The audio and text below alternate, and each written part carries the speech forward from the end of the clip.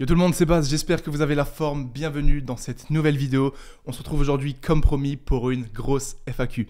Ça faisait un moment que je vous avais dit que j'allais vous refaire une FAQ, histoire de faire un petit peu le point sur tous mes projets, tous les futurs projets sportifs, perso, mais aussi aborder des sujets de la vie un petit peu plus privée, un petit peu plus perso. Comme ça fait longtemps que je vous ai pas fait de FAQ, qu'il y a pas mal de petites choses qui ont changé et que là on est quoi? On est mi-mai, donc quasiment la moitié de l'année.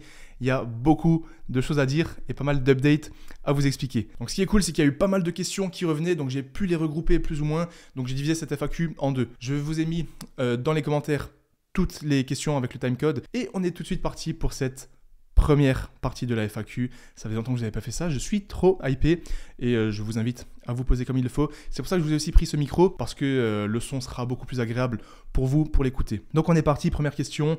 J'ai sélectionné les questions pour cette première FAQ, mais elles ne sont pas forcément dans l'ordre, donc je vais les prendre comme elles viennent. Je veux me lancer sur YouTube. Un conseil, donc que ce soit sur YouTube ou n'importe quel autre projet que vous aimeriez commencer dans votre vie perso ou votre vie privée, le seul et le meilleur conseil que je peux vous donner, c'est commencer. Il y a trop de gens qui attendent de commencer, qui attendent le moment parfait, qui attendent que telle ou telle condition soit alignée avant d'entreprendre quelque chose, mais je peux vous assurer que les conditions ne seront jamais parfaites pour commencer. Le seul meilleur moment, c'est le moment où vous allez vous y mettre. Donc là, en l'occurrence, pour une chaîne YouTube, il y a trop de gens qui se disent « Ouais, mais si on va pas me regarder, ouais, mais de quoi je vais parler, etc. etc. » Donc, tu as juste à prendre ta caméra et si tu as vraiment cette passion, si tu as vraiment cette envie au fond de toi de faire des vidéos, prends la caméra et filme le sujet sur lequel tu as envie de faire une chaîne YouTube. Et si tu es suffisamment passionné par ça, y a que le travail qui va payer. Et vu que tu as cette envie profonde de faire ce que tu fais, tu vas pouvoir tenir sur le long terme et ça va forcément payer. Mais si tu n'as pas de raison particulière pour le faire et que tu fais ça par exemple pour l'argent ou pour devenir connu, qui ne sont pas des réelles raisons, à mon avis, ça ne marchera pas parce que quand tu vas voir que ça ne fonctionnera pas forcément au début, tu peux vite lâcher parce que tu n'as pas cette réelle passion. Alors qu'à l'inverse, si tu as la réelle passion d'entreprendre quelque chose, que ce soit dans tous les domaines de la vie, même si ça ne marche pas au début, on peut tenir sur le long terme, sur plusieurs mois, sur plusieurs années, parce qu'on aime ce qu'on fait. Donc, le conseil que je peux te donner pour lancer YouTube, ou tous ceux qui regardent cette FAQ, pour commencer une entreprise, une société, un business, peu importe, le meilleur conseil, c'est commencer. Et après, vous allez apprendre sur le tas, vous allez apprendre de vos erreurs et vous allez toujours vous dire pourquoi j'ai pas commencé plus tôt. Voilà, trouvez quelque chose qui vous plaît et soyez sûr que ce que vous aimeriez entreprendre ou ce que vous aimeriez commencer, vous avez une certaine passion pour ça. Donc voilà. Deuxième question, pourquoi avoir pris une Tesla? J'ai eu énormément de questions par rapport à ma nouvelle voiture, à la Tesla. Ça fait 1 an et demi là que je l'ai, donc j'ai acheté une Tesla. Je vais vous expliquer pourquoi. Il y a beaucoup d'avantages d'un point de vue fiscal, vu que moi, comme j'ai mon entreprise Baz Athletics, j'avais besoin d'un véhicule de société. Donc, il y a énormément d'avantages fiscaux à prendre un véhicule électrique par rapport à un véhicule thermique. Ensuite, on paye moins cher la carte grise. Au niveau des avantages fiscaux, on ne paye pas de taxes sur les véhicules de société, parce que c'est un véhicule électrique. Forcément, l'essence, c'est beaucoup plus cher que l'électricité. Donc là aussi, il y a pas mal d'économies. L'électricité, on récupère la TVA en tant que société parce que tu la branches et sur l'électricité, il y a 20% de TVA. Ensuite, quoi d'autre? On peut amortir un budget beaucoup plus important avec un véhicule électrique de société. Par exemple, je crois que c'était un véhicule thermique. Sur 5 ans, tu peux amortir seulement 6 000 ou 8 000 euros en fonction du véhicule thermique. Je ne suis pas sûr des chiffres. Alors qu'un véhicule électrique, tu peux amortir jusqu'à 30 000 euros sur 5 ans. Plus le prix de la batterie. Donc pour ceux qui ne savent pas, en tant que société, quand vous achetez du matériel, que ce soit un téléphone portable, un micro ou un ordinateur, vous allez amortir sur plusieurs années cette immobilisation. Donc par exemple, si ton ordi il coûte 1 000 euros, on va dire que ton ordinateur il va te tenir 5 ans généralement. Donc 1000 divisé par 5, ça fait 200 euros. C'est-à-dire que chaque année, tu peux déduire fiscalement 200 euros. Pour une voiture, c'est pareil. On prend une durée de 5 ans et sur ces 5 ans, on peut déduire une certaine somme. Et donc pour un véhicule thermique, dis-toi, tu peux amortir environ 6 à 8 000 euros, voire même moins si c'est un véhicule puissant, alors qu'un véhicule électrique, tu peux amortir jusqu'à 30 000 euros sur 5 ans, plus le prix de la batterie. Et en plus, Tesla, il y a une autre question, c'est est-ce que je suis satisfait de la Tesla? Je trouve que le confort, il est exceptionnel. Il y a l'application mobile qui permet de la contrôler à distance. Le confort, il est trop stylé. Et en plus, elle a vraiment de la puissance, vu que c'est un véhicule électrique. Elle est confortable, moi elle me plaît, ça me dérange pas que ça fasse pas de bruit, ça me dérange pas que pour certains c'est une voiture sans âme, que ça soit toutes les mêmes. Moi j'en suis très satisfait. Il y a des avantages d'un point de vue fiscal. Et à un moment, je suis plus là pour avoir un gros bolide qui fait du bruit. Pourquoi pas un jour, quand je pèse bien, si un jour je gagne bien, une bonne grosse voiture. Mais là, vraiment, la Tesla, ça me convient. J'ai mon petit véhicule électrique. C'est hyper satisfaisant, hyper pratique. J'ai jamais eu de problème au niveau de l'autonomie. Donc voilà, je pense que j'ai tout dit à ce sujet. Coucou Baz, pourquoi as-tu déménagé pour louer ? Donc petite remise en contexte, ça faisait 3 ans que j'avais mon appartement. Si vous avez suivi les derniers vlogs, je pense que maintenant vous êtes au courant. Je viens de déménager dans une maison. Dans le même secteur, je suis toujours dans le Haut-Rhin, en Alsace.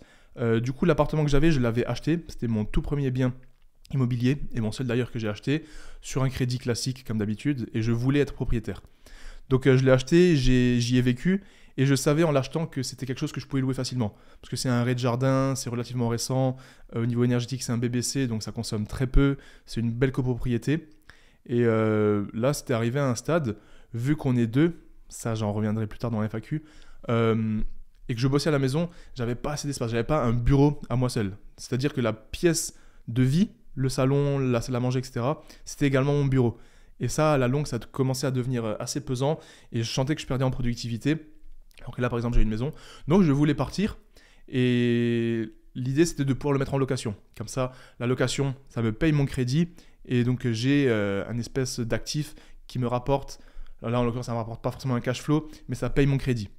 Et là, maintenant, pourquoi je n'ai pas voulu acheter tout de suite et pourquoi je loue ?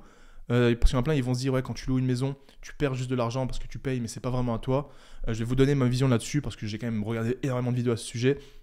Ce qu'il y a, c'est que moi aujourd'hui, je suis, on va dire, un digital nomade, comme on appelle ça. Je peux vivre avec mon ordinateur, je peux travailler plus ou moins partout où je veux. Mais je sais pas, dans les années à venir, si je vais déménager, si on va déménager, je sais pas dans quelle ville je veux habiter, ni même je sais pas si je veux voyager. Et je me suis dit, si là maintenant j'achète de nouveau une maison et que dans 1 an, dans 2 ans, voire même dans 3-4 ans, j'ai envie de partir, ça peut être un petit peu compliqué. En plus, vu que je bosse à la maison, y a une partie des frais qui passent aussi sur la société, forcément le bureau, etc. Donc ça déjà, c'est un avantage. Et la deuxième chose, c'est comme dit, je loue, donc j'ai une certaine liberté. Je peux repartir quand je veux. Et même si dans 6 mois, je vois que ça m'énerve de payer un loyer, j'ai juste à partir, j'ai un préavis de 3 mois et je peux acheter autre chose si je veux, ou louer autre chose, ou voyager si je le souhaite. J'ai pas de menottes, on va dire. Et en plus, là, je voulais pas acheter parce que je trouve qu'on est dans une situation assez incertaine. Certes, peut-être que les taux, ils vont monter encore plus haut, mais je trouve qu'aujourd'hui, les taux, ils sont assez élevés. On ne sait pas ce qui va se passer dans les prochains mois, dans les prochaines années. Donc, je me suis dit, tant que je vis convenablement et que je peux me permettre de louer, je loue. Comme ça, je suis pas fixe à un endroit. Et voilà, du coup, plus ou moins la raison. Aussi, vu que je suis locataire, j'ai pas à m'occuper des réparations qu'il y a à faire dans la maison. J'ai pas à m'endetter parce que j'ai pas de crédit avec un taux élevé, forcément. Certes, je paye un loyer, entre guillemets, dans le vide, mais si c'est provisoire, c'est pas un problème pour moi. Et aussi, je ne paye pas de frais de notaire. Et tout ça, le coût du crédit, les frais de notaire, s'occuper de la baraque, devoir rester à cet endroit parce qu'on a acheté, j'avais pas envie d'avoir tout ça pour le moment. Donc c'est pour ça que je loue, pour une durée indéterminée bien évidemment. Donc j'espère que c'est clair. Si vous avez des questions ou s'il y a des gens qui sont dans l'immobilier, n'hésitez pas à me dire votre point de vue là-dessus, ça peut être très intéressant de discuter, de débattre là-dessus. Donc voilà, n'hésitez pas à me dire ce que vous en pensez. Peut-être que c'est complètement débile ce que je fais, mais moi ça me paraissait cohérent. Comment tu vas en ce moment ? Merci à tous ceux qui me demandent comment je vais, est-ce que ça va, comment se passe ma vie. Ça fait super plaisir de voir qu'au-delà des réseaux et de savoir comment vous voulez prendre des pecs ou ce genre de questions, vous avez envie de savoir si moi je vais bien. Donc comment ça va en ce moment ? Ça va très très bien, honnêtement, tout se passe bien. Au niveau des vidéos YouTube, je suis toujours tout autant épanoui. Au niveau du sport, de la muscu, la course à pied, le cardio, je suis vraiment satisfait, je me sens bien physiquement, je me sens fort. Je me sens endurant avec un bon cardio et au niveau de mon entreprise, ça évolue bien. Il y a pas mal de nouveaux process qui se mettent en place. Je commence à déléguer de plus en plus de tâches, donc ça aussi c'est pas mal. Et ensuite au niveau du mental, j'ai beaucoup de stress néanmoins parce que plus l'entreprise elle grandit, plus il y a de responsabilités. Surtout si j'embauche quelqu'un, j'ai la responsabilité de gérer une personne, de gérer une petite équipe. Et parce que là j'ai actuellement 2 salariés dans mon entreprise, ça peut-être on reviendra après, ou dans la deuxième partie de la FAQ. Donc voilà, j'ai quand même une charge mentale assez importante avec tous les programmes que je dois sortir, tous les nouveaux projets que j'aimerais entreprendre, la marque de vêtements Base Athletics, sortir les vidéos 2 fois par semaine, organiser le podcast là maintenant. Mine de rien, il y a beaucoup de gens qui s'en rendent compte, mais il y a peu de gens quand même qui se rendent compte que c'est une charge énorme. Le fait de devoir faire des vidéos 2 fois par semaine, de devoir bosser tous les jours de 6h jusqu'à ce que tu t'endormes moi je me couche tôt à 22h, mais tu penses toujours à ça. Tu bosses littéralement 7 jours sur 7 tout le temps. Il n'y a pas de jour férié, il n'y a pas de week-end, il n'y a pas de dimanche. Certes, ça c'est moi qui l'ai choisi, mais c'est juste que la charge mentale, elle est énorme. Et là, en ce moment, avec tous les nouveaux projets, toutes les nouvelles collections, les changements de fournisseurs, les personnes que j'ai embauchées, il y a pas mal de stress. Voilà, je ne vous cache pas qu'il y a pas mal de stress. J'ai de la chance de bien gérer ça, de bien gérer la charge mentale depuis toujours.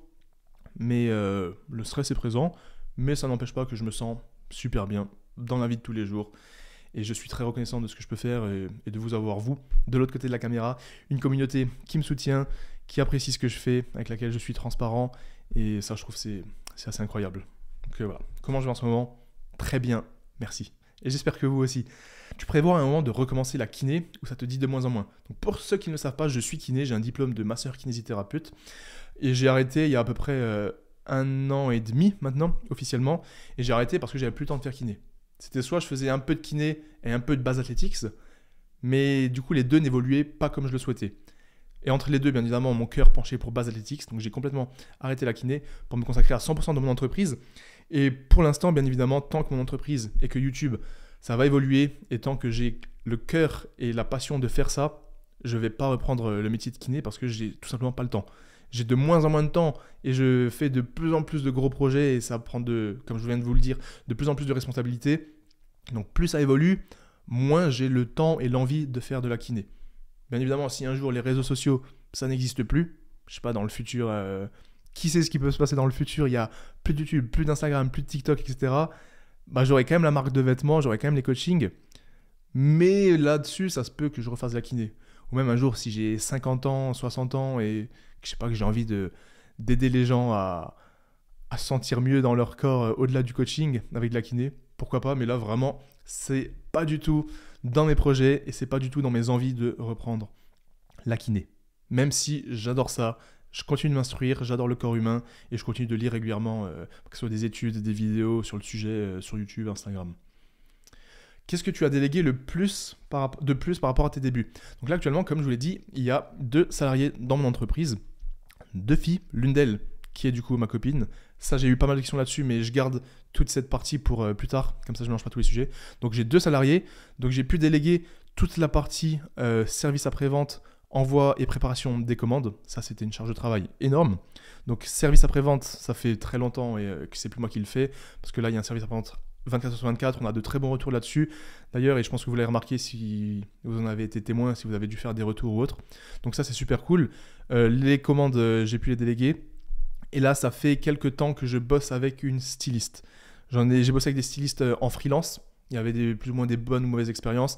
Là, j'ai décidé d'embaucher quelqu'un en CDD pour voir ce que ça donnait. Donc, j'ai pu déléguer une partie du stylisme des nouvelles collections que vous n'avez pas encore vu, mais ça arrivera pour cet été et pour les collections de fin de l'année. Voilà, petit à petit, 2 salariés pour Bazou, c'est déjà énorme pour moi, mais ça permet de m'enlever une charge de travail considérable pour me consacrer encore plus au développement de la marque et au développement du podcast, de la chaîne YouTube et tout ça. Donc c'est cool. Si tu avais eu YouTube plus tôt, est-ce que tu aurais quand même fait les mêmes études de kiné? C'est une question intéressante, mais à laquelle je ne peux pas répondre parce que pour moi, on ne peut jamais dire si tu n'avais pas eu ça, est-ce que tu aurais fait ça? On ne peut jamais savoir si dans le passé... C'est pour ça que j'ai jamais de regrets aussi dans la vie, parce que ce qui s'est passé dans le passé, c'est que ça devait arriver ainsi, c'est que je l'ai fait ainsi, et ça a fait la personne que je suis aujourd'hui. Que ça soit des bons souvenirs, des mauvais souvenirs, peu importe ce qui s'est passé, si ça s'est passé, c'est que aujourd'hui, si je suis comme ça, c'est grâce à tout ce que j'ai pu faire et expérimenter. Donc je peux pas te dire que si j'avais eu la chaîne YouTube plus tôt, est-ce que j'aurais fait kiné ou pas? Je pense que non, parce que si j'étais dans YouTube à fond, j'aurais pas eu le temps de faire des études de kiné. Tu vois bien, tous les gros YouTubeurs qui sont plus ou moins jeunes, ils sont dans YouTube à 100%, ils ont arrêté leurs études, etc.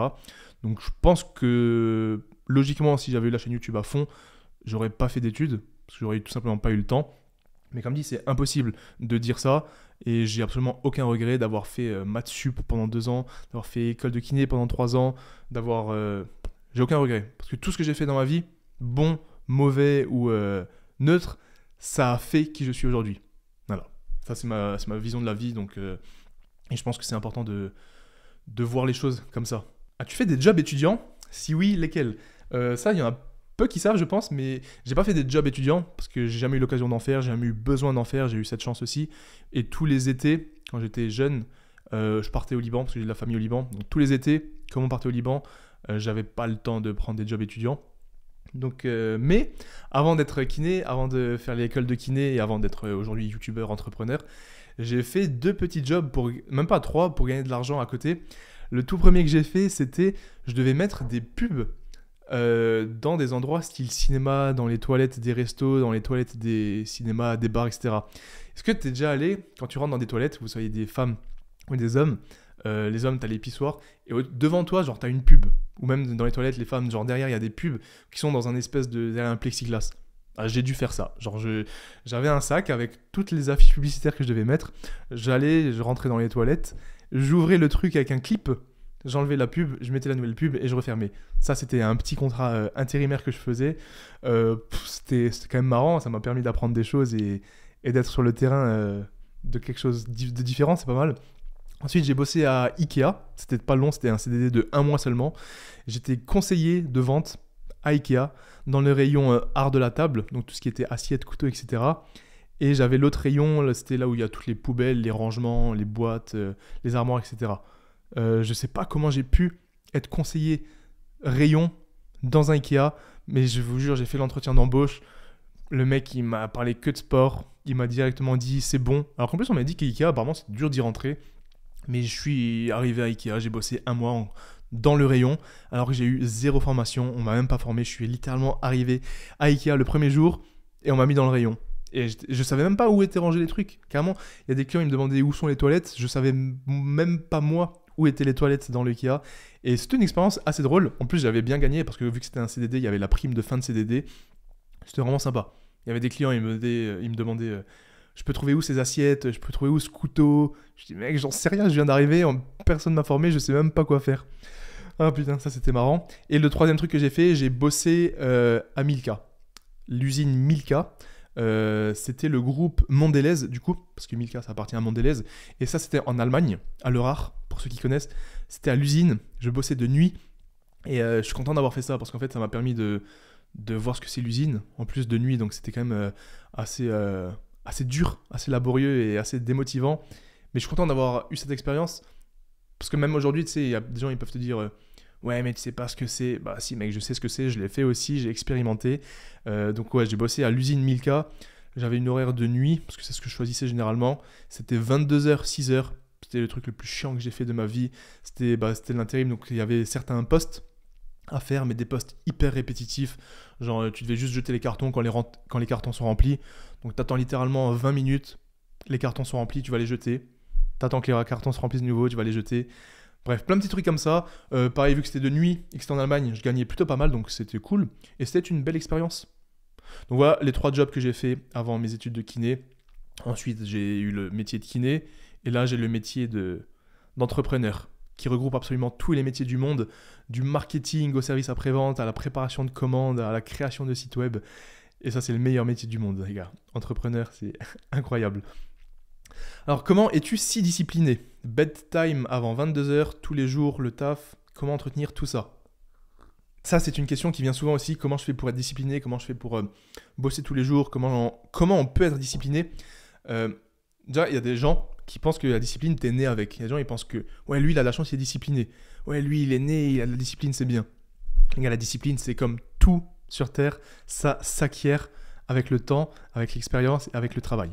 Si tu penses que tu n'es pas discipliné, je peux t'assurer que si tu te mets pendant 2 mois, 3 mois, 4 mois ou plus sur la même tâche régulièrement, bah, tu vas devenir discipliné. Moi, j'ai eu la chance d'avoir été gymnaste depuis mon enfance, d'avoir fait de la gym plus ou moins à haut niveau, avec des entraîneurs qui étaient très hauts. J'étais entouré de personnes, des gymnastes de très haut niveau. Donc, j'ai appris la discipline très tôt. J'avais pas le choix. C'était soit tu t'entraînes, soit tu rentres à la maison et j'étais dans ce mood, je voulais faire de la gym. Donc j'ai eu la chance d'avoir cette éducation très tôt, notamment avec mes parents. Et je l'ai gardé depuis toujours. Dès 15 ans, quand j'ai commencé la muscu, je me suis mis à fond dedans. Et je pense que j'ai commencé ça tellement tôt et depuis tellement d'années que c'est devenu tellement logique pour moi de garder la discipline tous les jours, régulièrement, et de devoir bosser pour ton objectif. Et aussi, j'arrive à garder cette discipline tous les jours parce que pour atteindre ce que je veux atteindre, que ce soit d'un point de vue professionnel avec mon entreprise ou que ce soit d'un point de vue sportif avec mes objectifs sportifs en tant qu'athlète, je suis obligé d'être discipliné pour pouvoir les atteindre. Si je n'avais pas tous ces objectifs, peut-être que je serais moins discipliné, peut-être que je ferais des grasses mat, peut-être que je ne me lèverais pas à 6 heures tous les jours. Mais là, j'ai besoin de me coucher tôt pour être en forme. J'ai besoin de lire régulièrement pour apprendre de nouvelles choses, avoir une nouvelle vision sur le monde et sur l'entrepreneuriat. J'ai besoin d'écouter des podcasts pour m'inspirer des expériences de nouvelles personnes. Et j'ai besoin de m'entraîner dur tous les jours, toutes les semaines, pour atteindre le niveau d'athlète que j'aimerais être et pour montrer l'exemple à travers mes vidéos YouTube. Donc en fait, toute cette discipline, c'est pas une option pour moi. J'ai pas le choix, c'est obligé. J'ai décidé de vivre ma vie comme ça. J'ai décidé de charbonner tous les jours régulièrement. J'ai décidé d'avoir cette image et de faire transmettre cette image à travers ma marque Base Athletics et notamment la gamme Basse Performance. Et si moi je le fais pas, qui d'autre le fera à ma place? Personne. Donc j'ai pas le choix. Donc je pense qu'une des clés pour être discipliné, pour être motivé tous les jours, c'est d'avoir un but précis dans la vie, quelque chose de gros. Vise les étoiles pour arriver sur la lune, ou c'est comment qu'on dit, mais vraiment avoir une réelle passion, un véritable objectif. Vous n'avez plus le choix après. Vous êtes obligé de bosser pour, genre, parce que si tu t'entoures de personnes qui réussissent, si tu écoutes des gens qui réussissent et que toi tu veux réussir, tu vois ce qu'eux ils ont dû faire et tu les vois charbonner tous les jours, tu te dis mais comment je peux faire comme lui ou mieux que lui si je travaille pas autant que lui? C'est comme moi, si quelqu'un me regarde l'époque où je faisais de la force, où je faisais des dips et tout, si quelqu'un veut me battre ou rivaliser avec moi, même si je suis loin d'être le meilleur et j'en suis totalement conscient, mais j'avais un certain niveau, on va dire, si tu veux être meilleur que moi, ou si tu penses que ce que je fais, c'est pas forcément atteignable ou autre, essaye déjà de faire ce que j'ai fait pendant toutes ces années, essaye de faire de la muscu pendant 10 ans comme je l'ai fait, essaye d'entraîner tous les jours comme je l'ai fait, et si là, tu vois que tu es encore loin, alors tu pourras te poser des questions.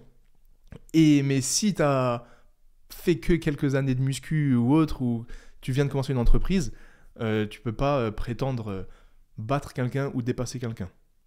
Donc voilà, pour la discipline, moi, l'avantage que j'ai, c'est que j'ai connu ça très très petit, donc j'ai été bercé avec ça depuis le début. Et là maintenant, comme j'ai des gros objectifs entrepreneuriales et de gros objectifs en tant qu'athlète, et que j'ai ma chaîne YouTube à travers laquelle je dois documenter tout ça, j'ai une certaine pression, en même temps une certaine obligation d'être présent et de faire le taf. Voilà. Prochain fit à venir et les voyages à venir. Les feats, j'en ai pas forcément de prévus. Vous savez que moi, mon kiff, c'est pas forcément de faire des feats à droite à gauche. Là, mon vrai kiff, c'est de faire des podcasts avec des personnes inspirantes, motivantes. J'ai envoyé pas mal de mails à pas mal de personnes que vous connaissez, pas dans le fitness. Parce que là, le but, c'est pas faire juste de la muscu. Je pense que j'aurai jamais de réponse parce qu'il y a des gens, quand tu as des millions d'abonnés, qui est Bazou? Pourquoi je ferais un feat avec Monsieur Bazou? Voilà, j'ai envoyé pas mal de mails à des grosses personnes pour faire un podcast. Je m'en fiche de faire même des vidéos avec ces personnes, mais j'ai juste envie de pouvoir communiquer avec eux, pouvoir m'inspirer et pouvoir vous inspirer vous. Donc voilà, j'ai pas de feat de prévu là pour l'instant. Mes voyages à venir, j'ai un voyage très sympa qui m'attend très bientôt, fin mai, avec MyProtein à Manchester. Je vais vous filmer un bon vlog, comme d'habitude, ça j'ai trop hâte. Et ensuite, j'ai un petit voyage à Toulouse qui m'attend mi-juin. Je sais plus si c'est le 16 ou le 17 ou 17 et 18 juin. À Toulouse, il y a le salon du fitness. Je serai présent moi-même avec Base Athletics. J'aurai un stand Base Athletics. Donc pour tous ceux qui voudront voir les habits, acheter des accessoires et me rencontrer, discuter, je serai à Toulouse au salon du fitness tout le week-end, samedi et dimanche. J'ai trop hâte. C'est la première fois depuis très longtemps qu'il n'y a pas eu un event et c'est la première fois de ma vie que j'aurai un stand Base Athletics. Donc je me réjouis. S'il y en a qui seront là, qui seront dans le coin, n'hésitez pas à me le dire dans les commentaires. Ça va être un truc vraiment sympathique. Salon du fitness à Toulouse. J'ai hâte en vrai. En parlant des podcasts, vas-tu faire des podcasts seul, avoir tes expériences et avis et non ces invités à chaque fois? Oui, donc j'ai prévu, là je voulais juste, comme dit, faire d'abord lancer le podcast avec des invités pour vous donner un petit peu la tendance. Mais là, faut juste que je finisse mon studio, mon bureau, et je vais enregistrer des épisodes seul pour parler de plein de sujets, notamment mon parcours, comment je fais pour rester discipliné, motivé, parler de kiné. Et ce que j'ai envie de faire aussi avec le podcast, c'est régulièrement des épisodes où je prends 3 questions. En fait, un peu comme une FAQ, mais en beaucoup plus élaboré et beaucoup plus long. Donc je vais juste me poser avec le micro, prendre 3 questions toutes les semaines, toutes les 2 semaines, et répondre à ces questions en détail. Des questions sur la vie, sur les réseaux sociaux, sur l'entrepreneuriat, sur la muscu, sur la diète, sur la kiné, sur absolument tout. Régulièrement, je prends 3 questions que vous m'aurez mis dans les commentaires et je réponds en long détail, en format podcast avec le micro, à ces questions. Et ça, c'est un format dont j'ai hâte et dont je me réjouis. Donc oui, j'ai prévu de faire des épisodes seuls. Tu as encore ta moto ? Question amusante. Ceux qui ne savent pas, j'ai le permis moto. J'avais les 2 motos de mon père, donc c'était une Versys 600 et une Z900 Kawasaki qui était trop stylée. C'était celle de mon père. Moi, j'ai pas de moto. Ça fait même 1 an et demi que j'ai pas roulé en moto. J'ai pas trop le temps, en fait, je vous avoue. Et je suis pas un réel passionné de moto. Et ouais, je crois que ça fait 2 ans que j'ai pas roulé en moto.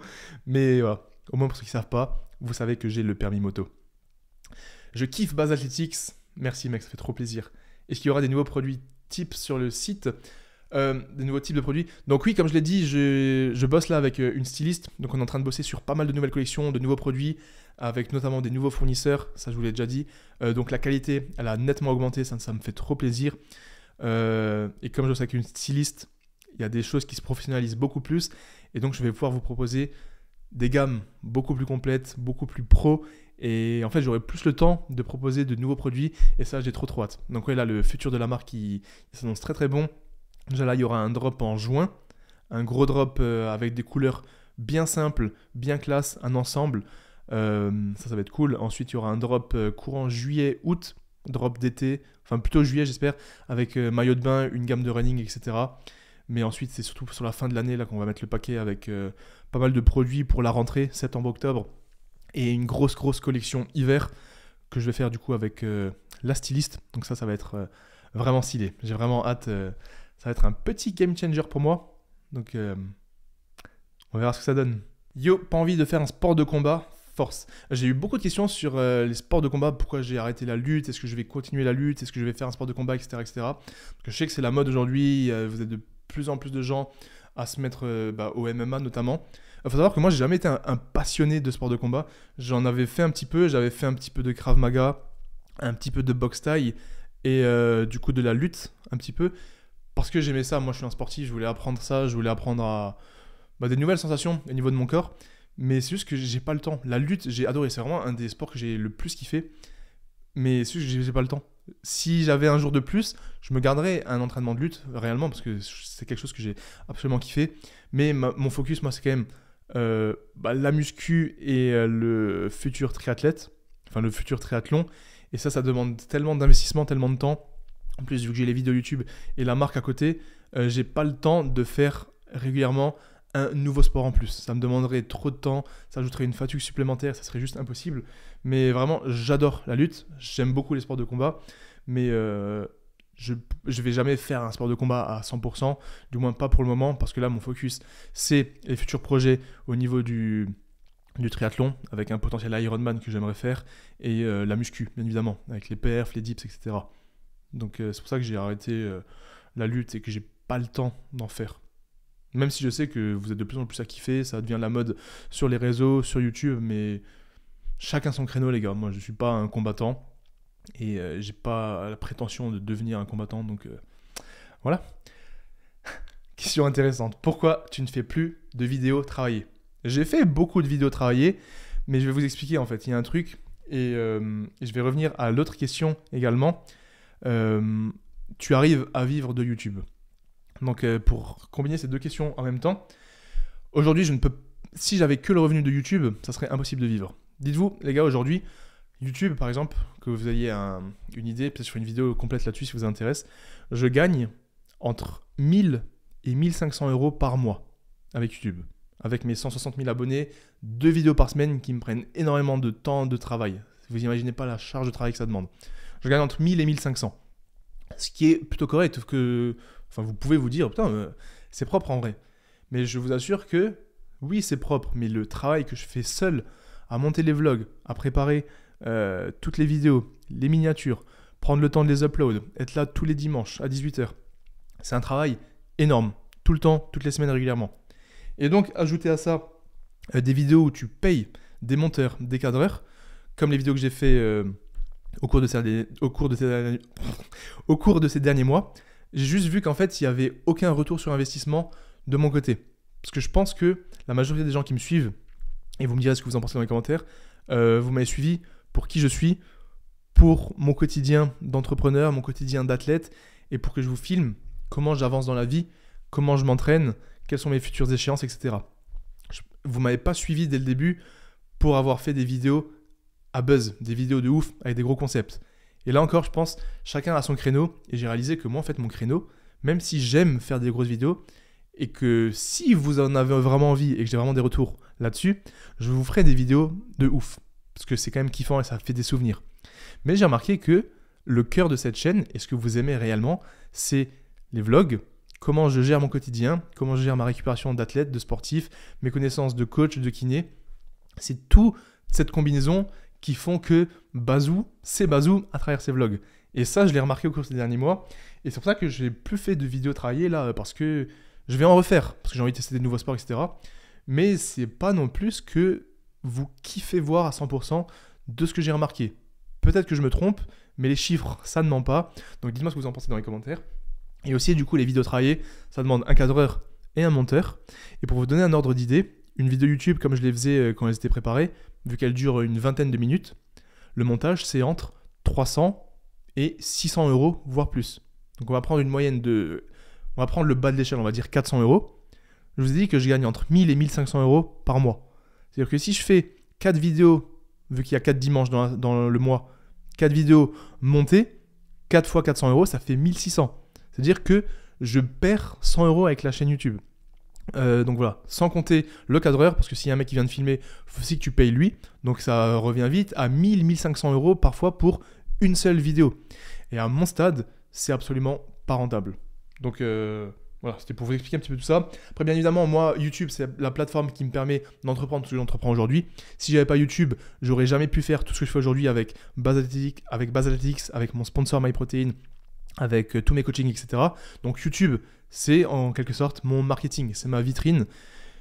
Donc oui, je peux pas vivre avec YouTube directement, avec les revenus de YouTube, mais je vis grâce à YouTube. J'espère que vous faites bien la différence. Donc voilà. Où en es-tu au niveau investissement, actions, ETF, crypto?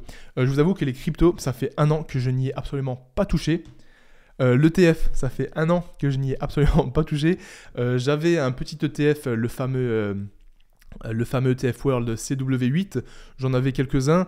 J'y ai pas touché depuis 1 an parce que j'avais pas trop le temps de m'y pencher là-dessus. J'ai pas fait le bon DCA comme il faut, donc le Daily Cost Averaging, je crois que c'est ça. En gros, c'est quand tu mets tous les mois la même somme sur le même truc. Comme ça, peu importe si ça monte ou ça descend, vu que tu as mis tous les mois, tu lisses ton entrée, tu fais une moyenne. Crypto, pareil, j'y ai pas touché depuis 1 an parce que pour moi, ça faisait du zigzag, j'avais pas le temps de rechercher soit des nouvelles cryptos, soit des nouveaux projets, soit de voir... En fait, je me suis mis tellement à 100% dans YouTube, dans le podcast et dans Base Athletics que j'ai laissé tomber les investissements à côté, externes, et j'ai préféré investir à 100% dans moi-même et dans mon entreprise. Il y a la différence entre... En fait, je pense que si j'avais un boulot annexe, par exemple si j'étais embauché, salarié ou autre, je pense que j'investirais plus parce que je dépendrais moins de moi-même. Là, au jour d'aujourd'hui, je dépends à 100% de moi-même, de mes compétences et de ce que je propose à vous, à mon audience. Donc, j'ai préféré prendre le maximum de temps et mettre le maximum d'argent dans moi, ma chaîne YouTube et Base Athletics. Je préfère investir 100% dans Base Athletics que remettre 50% dans Base et 50% dans une crypto. Même si la crypto, en soi, elle explose, je préfère être millionnaire grâce à Base Athletics que être millionnaire grâce à un Dogecoin, tu vois ce que je veux dire. Donc voilà, investissement externe, pour l'instant, j'y touche pas trop. Du coup, quelles sont tes ambitions pour la marque Base Athletics? C'est que ça devienne une marque de référence, bien évidemment. En tête, j'ai l'image de Gymshark, même si je prétends pas atteindre le niveau de Gymshark un jour. Ça serait... Je pense que c'est impossible même parce que je suis plus ni dans la bonne période, j'ai pas les compétences pour, et Ben Francis, c'est quelqu'un qui a fait quelque chose d'incroyable. Mais l'ambition de Base Athlétique, c'est de faire quelque chose de gros. C'est de le continuer à le faire grossir, c'est de pouvoir laisser une trace quand je serai plus vieux ou même quand je serai plus là. C'est d'avoir une marque qui est là, qui tourne tout seul, qui tourne sans moi. C'est-à-dire que si moi, je me retire de la marque dans 5, 10, 15 ans, peu importe, elle continue de grandir comme Nike le fait, comme toutes les autres marques le font. Et voilà. À plus ou moins court, moyen terme, on va dire, mon objectif pour pouvoir quantifier et chiffrer tout ça, c'est de pouvoir passer les 1 million de chiffre d'affaires avec l'entreprise. Ça, c'est un gros palier, ça serait juste incroyable. Et ça me permettrait d'avoir confiance, de voir que c'est gros, que c'est quelque chose, tu vois. Et c'est pour vous imaginer plus ou moins en termes de quantification ce que ça représente. Mais ouais, du coup, passer le million, ça serait incroyable. C'est un de mes objectifs, et c'est pourquoi je me lève tous les jours, c'est pourquoi je charbonne tous les jours. Mais après, au-delà de ça, au-delà des chiffres, c'est de pouvoir créer quelque chose qui représente mes valeurs, qui représente la discipline, la performance, pouvoir créer une communauté autour de ça, que les gens qui portent du Base Athlétique, ils se disent « Ah putain, lui, il porte ça, c'est un bon, c'est que c'est un mec qui se la donne, c'est que... » Ça serait trop beau, ça. Tu vas dans un pays étranger, tu vois un mec qui porte du base, tu vois un mec à la salle, un mec qui court, un mec qui fait du vélo, ou même dans des autres sports. Juste cette culture de la discipline, cette culture de devenir meilleur, d'aider les autres, de faire du bien autour de soi, c'est tout ce que je veux pour la marque. Base Athletics, les gars, to the moon, c'est le rêve, les gars, c'est pourquoi je me lève tous les jours, c'est beau. Peux-tu nous donner 3 conseils quand on débute la salle base? Grosse force à toi. Force à toi, mec. 3 conseils, je vais faire simple. Les 3 meilleurs conseils pour moi, c'est manger bien et récupérer bien, c'est-à-dire essayer d'avoir un bon sommeil, une bonne hygiène de vie, laisser tomber la clope, laisser tomber l'alcool, les gars, ces trucs. C'est des choses, je vous dis pas ne pas sortir, sortez, faites-vous kiffer, profitez autant que vous voulez. Mais des choses qui sont clairement néfastes, telles que la clope et l'alcool, tu peux boire un verre de bière, un verre de vin, ou même de temps en temps si tu as envie de te mettre une cuite. Mais quand je dis arrêter de boire, c'est arrêter de fumer tous les jours, arrêtez de boire tous les jours, arrêtez de vous mettre une mine tous les week-ends. Ça, il y en a tellement qui le font encore. Si vous pouvez ne pas le faire, ça serait trop beau. Bref, deuxième conseil, c'est pousse lourd avec une grosse intensité. Je préfère que tu fasses 3 exos de moins, mais que tu te la donnes à fond, que tu fasses des séances à 10 exos où tu dis « Putain, ça fait 3 heures, je suis là, je peux encore faire, je suis chaud. » Non, mais genre, donne-la toi fort dans tous tes exos, grosse intensité, des exos efficaces, pas des exos bizarres qu'on peut voir sur les réseaux. Et troisième conseil, mange bien, suffisamment de protéines et de légumes. Voilà, je pense que c'est les 3 conseils classiques. Bonne hygiène de vie, bonne récupération avec une bonne diète et grosse intensité à la salle. Est-ce que tu penses avoir atteint ton meilleur physique sans dopage, bien sûr? Non, clairement, ça peut vous surprendre, mais j'ai clairement pas atteint mon meilleur niveau. Pourquoi? Parce que ça fait très longtemps que j'ai pas fait le nécessaire pour atteindre mon meilleur niveau. Notamment avec le marathon de Paris l'année dernière, ça fait longtemps que je m'entraîne plus en hypertrophie pure et dure, donc j'ai jamais mis toutes les chances de mon côté au niveau de l'entraînement et au niveau de la diète pour avoir le meilleur physique possible. Mon but, c'est d'être le plus complet possible, mais pas d'avoir le meilleur physique possible. Donc si là d'un coup je décide de progresser physiquement et que je bombarde des séances en hypertrophie millimétrées avec la diète où je compte les calories tout millimétré, j'aurai clairement un meilleur physique. Et même si c'est 1 cm ou même 0,3 cm de tour de bras en plus, c'est un meilleur physique. Je dis pas que je vais exploser physiquement, mais un meilleur physique, c'est un meilleur physique. Donc voilà, j'ai pas atteint mon meilleur physique parce que je me suis pas mis à 100% sur le physique et c'est pas mon intérêt. Mais voilà, si je me mettais à 100% sur le physique, je pourrais avoir un meilleur physique, forcément. Comme si je me mets à 100% dans le cardio, j'aurais un meilleur cardio. Les gars, on va arriver dans une question très importante, qui est peut-être aussi le titre de cette vidéo. C'est quelque chose dont je voulais vous en parler dans un vlog, mais je vais vous en parler aussi maintenant parce que j'ai besoin de votre avis. J'ai besoin de vous, et ça tombe bien parce que... bref, la question elle tombe bien. À quand le deuxième événement au Base Gym? Donc, ça fait très longtemps que je veux refaire des événements au Base Gym, que je voulais même ouvrir des créneaux, etc. Je ne l'ai jamais fait pour de multiples raisons. Des raisons administratives, des raisons de temps, des raisons qui font que d'un point de vue financier, c'est pas forcément avantageux. Plein de raisons. Les événements, je peux les faire, mais là, pareil, l'organisation, le temps, tous les projets que j'ai à côté, c'est extrêmement dur. Et du coup, là, en fait, j'ai une question. En ce moment, je me dis, le base gym, est-ce que il faut que je le garde actuellement? Parce que là, je vous ai dit, je loue une maison, j'ai déménagé. Et en fait, là, le base gym actuellement, j'y suis pourquoi? Pour le stock de Base Athletics, pour qu'on puisse faire les commandes, et pour m'entraîner, faire les vidéos.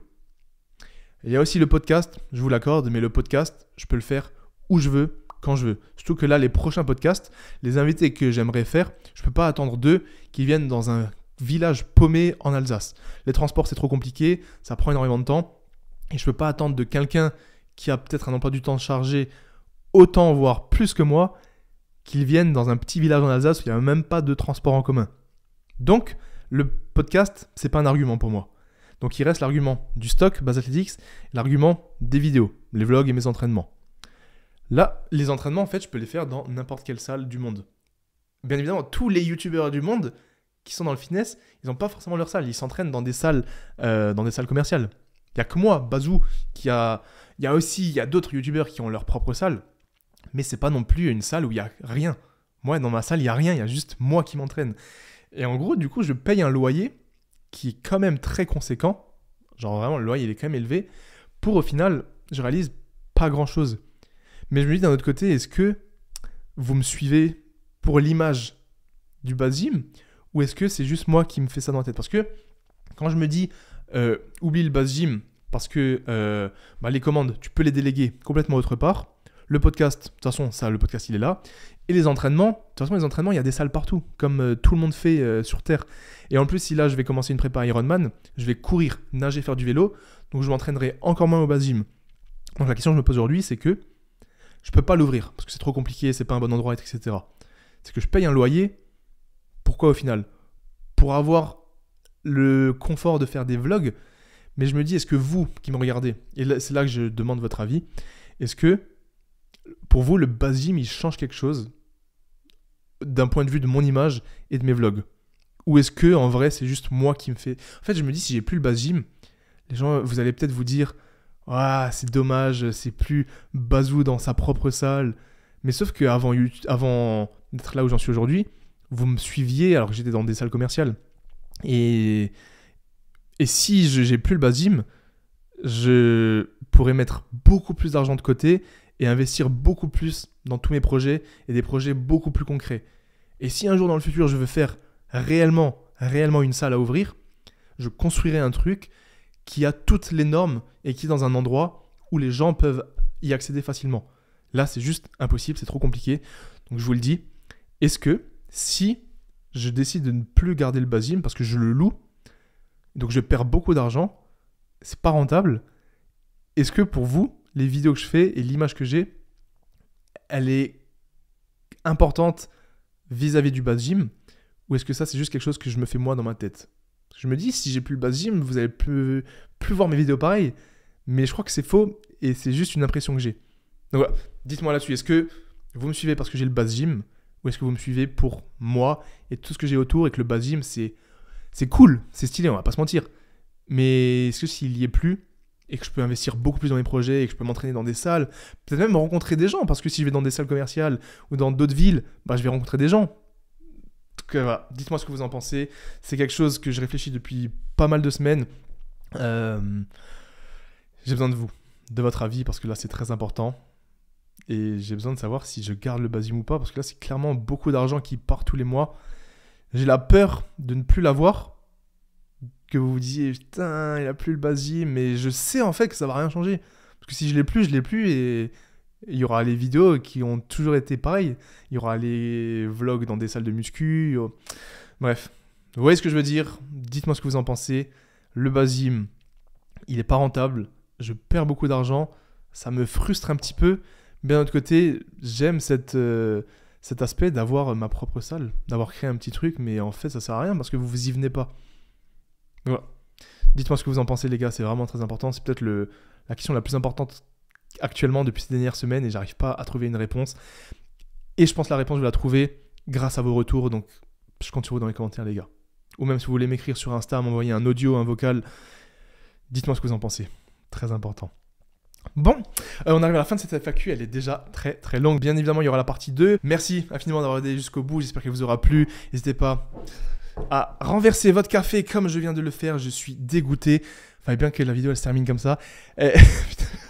N'hésitez pas à mettre un petit pouce bleu, n'oubliez pas de vous abonner au Bazzcast. Commandez sur Bazeltix pour me soutenir, sur MyProtein avec le code BAZ. Merci pour tout votre soutien, merci pour tous vos retours, aux questions que je vous ai posées pendant cette FAQ. Et voilà, on se retrouve mercredi pour un nouveau podcast, dimanche prochain pour une nouvelle vidéo YouTube et plein de belles choses à venir. Force à vous la MIF, bisous. Je suis dégoûté, j'ai littéralement fait renverser mon café.